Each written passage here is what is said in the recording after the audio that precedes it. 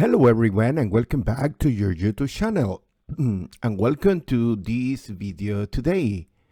As you must be aware, I am working on a project that is creating a living lab at the University of Southeastern Norway, specifically to the campus at Posgrunn, Norway. And this living lab, two of the main components, power components, are related to a photovoltaic system that will be installed at the roof of one of the most important buildings in the campus, and also battery energy storage in order to play with the active power demand and the reactive power in the system. And today I have a very short video with a general introduction about the design and also some small simulations that I am planning to run in the coming days. Let me start with a short introduction. As you must be aware, the University of Southeastern Norway is a relatively young university inside Norway and is located at the southeast of Norway, like a short distance from Oslo. And here you can see a general view from aerial view from the of the campus. You can see that I pointed out over there the specific location of the building that we are planning to install this living lab. And you can see there are two very interesting things to notice.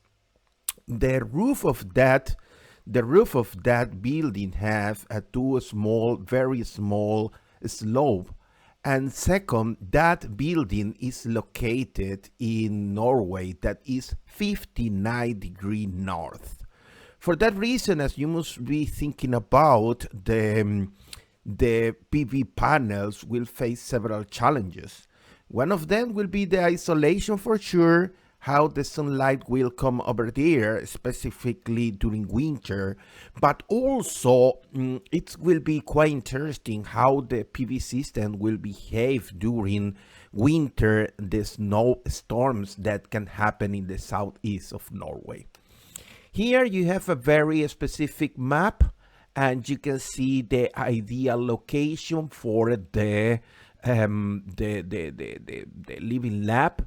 We are talking about coordinates north 59 degrees and west 9 degrees. Here I will present just a very basic schematic about the general idea of the power part. As you can see, we are planning to have several panels, PV panels at the rooftop of the building. Of course, those PV panels, they require some optimizers in order to deliver the DC power to an inverter that will be going to the grid. But also, we are interested in doing some research on battery energy storage. And in this case, we have the battery energy storage, the battery pack, that is providing DC power to a converter that is going to the grid. In this case, the power flow of this battery energy storage, the active power flow, can go in two directions, okay? At the very beginning of this, I start to run several calculations, and the first thing was to identify the optimal size, or the best size. I will not use the word optimal. The best size for the PV array that we will install. As you can see over there in the red arrow, you can see the north direction. That is the direction that we follow to reach the North Pole. And here we have the size, the dimensions of the roof. After very few calculations, we consider 6 different designs. We consider 6 different designs. One of them, the first one, is populating the whole surface of the roof with solar panels. In that case, the maximum capacity will be 111 kilowatts for a yearly production about 102 megawatt hour per year. However, this design is unrealistic because we need to have space and access to the people for maintenance, cleaning, and so on. And for that reason, we define 5 more cases, case 2 to 6, considering different designs, power for 100 kilowatts, 75 kilowatts, 50 kilowatts, 30 kilowatts, and 15 kilowatts. And today I will focus on the very specific case of the case number 5. In the case number 5, we are designing this PV system in order to provide 30 kilowatts. And after a few tests, the south orientation of the PV system have a better performance, but also a better surface location. In this case, we are talking about 92 PV modules installed with one inverter. The inverter will be connected to the AC, local AC grid, and the DC panels will be divided in strings where we are installing the 46 optimizers. And the idea is that here we have an installed DC capacity of 34.5 kilowatts.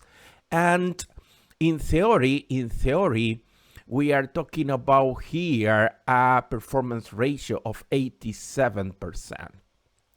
You must be aware that the weather in Norway is quite harsh, especially during winter, that we are talking about sub-zero temperatures, but also very short sunlight days.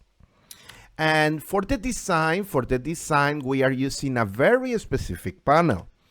And as you can see over here, we are using a very popular panel that is the LongiSolar LR460 HPH.